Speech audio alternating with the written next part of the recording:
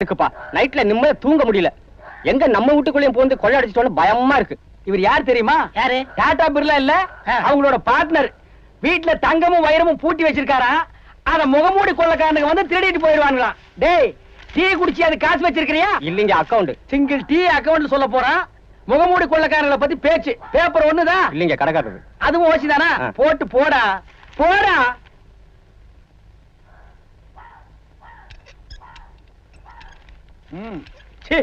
காலங்காத்தால எந்திரிக்க வேண்டியது, கக்கூஸ் கூட போறது இல்ல. காப்பி கடைக்கு வர வேண்டியது, ஓசியில பேப்பரை படிச்சுட்டு உலக லெவல்ல அரசியல் பேசுறது. டேய் போடா, பேப்பரை போட்டு போடா.